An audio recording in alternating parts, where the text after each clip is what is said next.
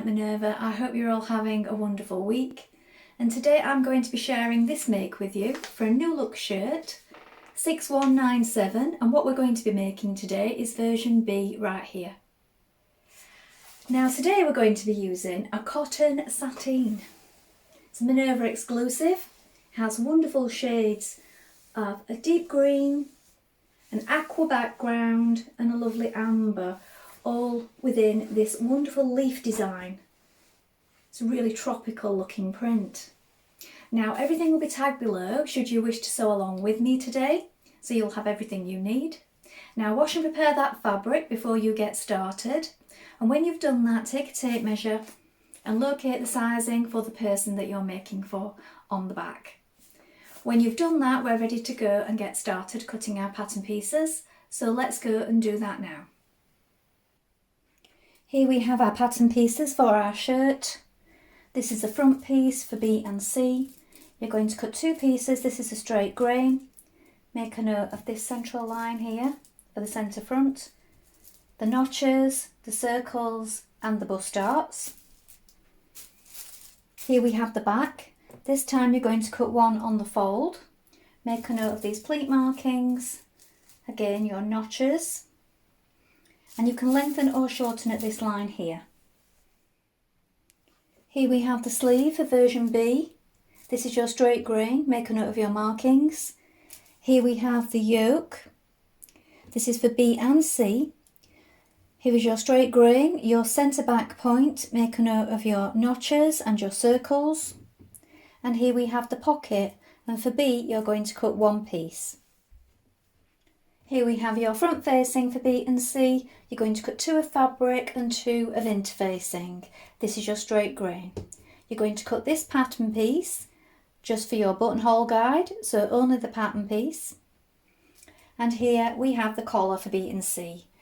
You're cutting two of fabric and one of interfacing. Make a note of these circles here and here, and the notches and this central broken line. Now we're ready to begin making our shirt.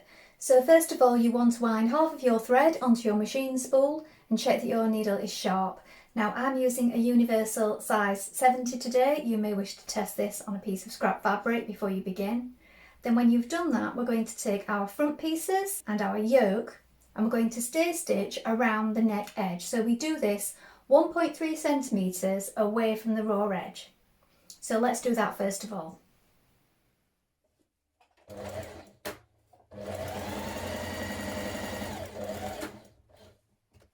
Around your yoke neckline. Now you're going to take your pocket piece and press under 6mm along the top edge like this. Then you're going to fold it back right sides together along the fold line here. We're going to stitch down either side in the seam allowance.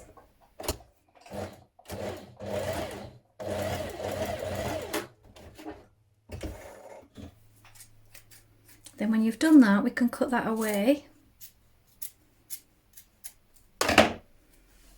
And this will turn through like this. And we'll press back the remainder of our seam allowance all the way around the pocket edge. Do this on both sides, then we're going to stitch it down. You can either do that from the wrong side or the right side.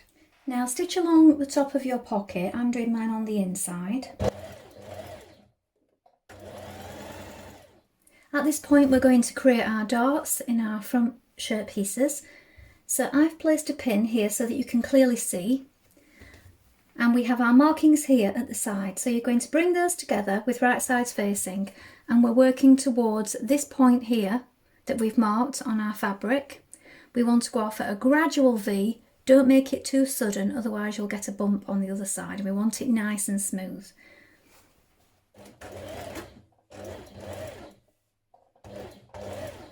Run free at the end.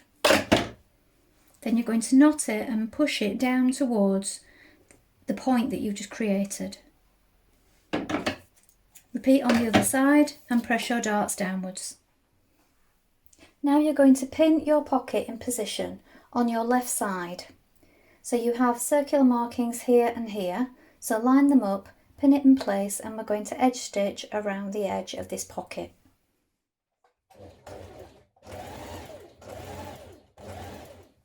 Now to create your pleats in your back, you're folding on your solid lines and you're bringing them to your broken lines.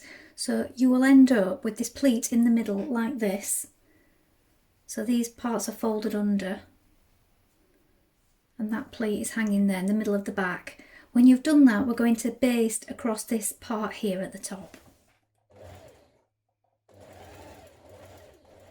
Now pin your yoke to your back and stitch in place with a 1.5 centimetre seam allowance.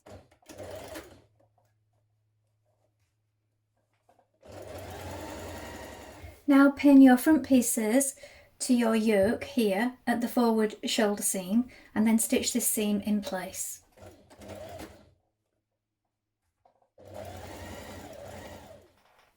Apply interfacing to your front facing piece like this, then edge finish it, so you can either turn it under 6mm and top stitch, or you can overlock like I've done here. When you've done that, pin it to the front of your shirt, matching your notches here. Now stitch that in place. Now you're going to understitch, so press with your fingers your seam towards your facing piece. So that's this way, here is your front, here is your facing, and you're going to stitch it a couple of millimetres away from this seam here. This is to keep your facing from rolling outwards. Now apply interfacing to one piece of your collar, then you're going to stitch 1.5 in, so in your seam allowance up to your small dot here. Back, and do the same on the other side. When you've done that, we're going to snip into it and we're going to press this back like this. Now you're going to place your other collar piece on top, your unfaced collar piece, and we're going to stitch all the way around. So we're leaving open this section here where we've just pressed under. So we're stitching all the way around the collar, then we're going to turn it through and press. Now pin your collar to your neck, matching your notches at the back here, and you want to line up one circle with the shoulder, the front shoulder here, and then the front with this circle here. You want to leave this free for now. Pin it all in position and then we're going to stitch it in place.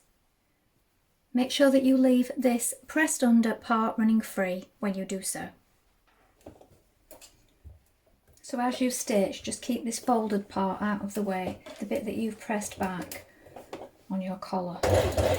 Now fold back your facing and stitch it to the collar at the top of the neck. When you've done this, you can trim away some of this excess here.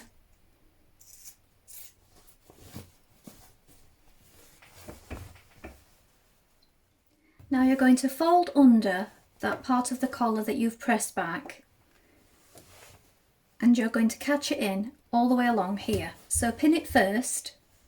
Now you may want to do it from this side and stitch in the ditch, or this side catching in that seam, but what I prefer to do at this point is hand stitch. So I'm going to slip stitch mine with hand stitches all the way along. You may wish to do the same.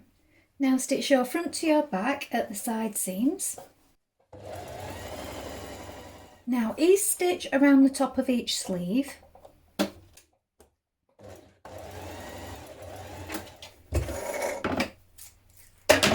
Once you've done that, we're going to bring our side seams together. I'm going to stitch our underarm seam.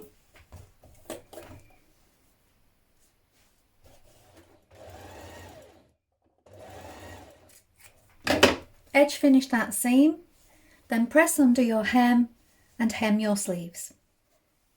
Now if you press under your hem first for your sleeves, it's 3.2 centimetres. Now I've pressed it under 3.2. and then as I'm stitching it, I'm just turning under the 6mm here at the edge. You can turn under 6mm and then turn under the remainder if you wish first of all, but I just prefer to do it like this. Now we're going to add in our sleeves. So you want your shirt the wrong way around and your sleeves the right way around like this. So now you're going to put it inside the armhole and line up your seams first of all.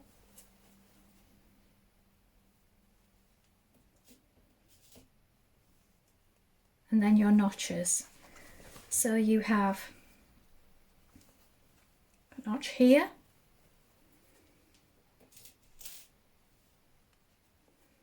then on this side we have 2 notches, so make sure you've got the right sleeve when you're doing this. And then you have your circle markings. So you want to make sure that you line up all your circle markings.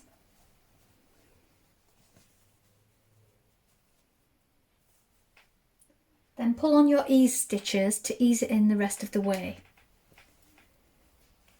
Continue pinning the whole way around, and when you've done that, we're going to stitch that in place. So your sleeves in position. Now turn your facing back, right size facing, with your shirt front like this. And now we're going to stitch along the bottom 1.5 centimetres from the bottom.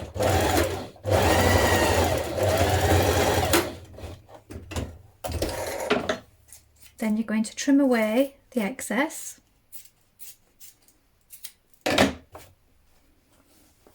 Turn it to the outside, and it will look like this. Now we're going to turn this under and then turn it under again to make a small double fold. And as you can see, it lines up with our facing here at the bottom. And we're going to stitch our hem like this all the way around. Alternatively, you could overlock it and just turn it up once. Now we're going to add in our buttonholes. So you want to take your buttonhole guide and place it on your front like this. Now I've marked each of mine with a pin all the way down,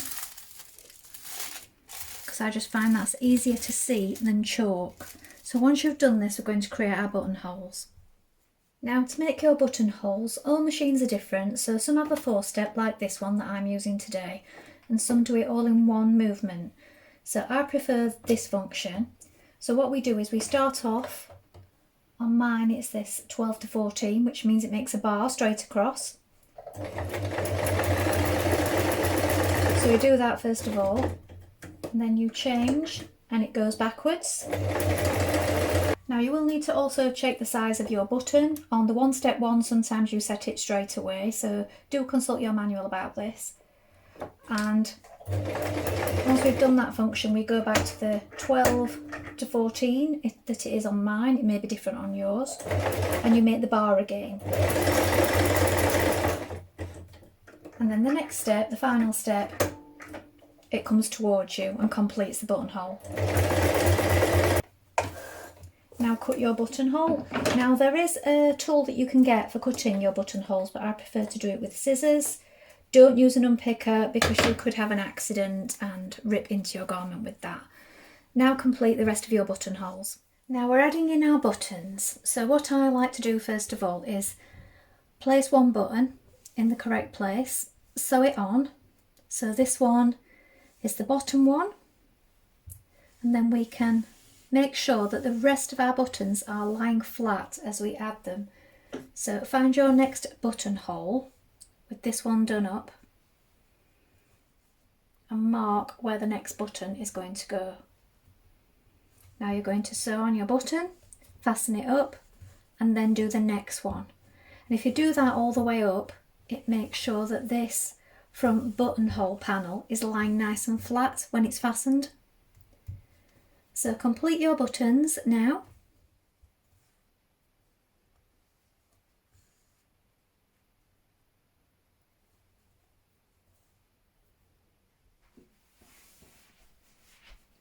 So here is the finished blouse.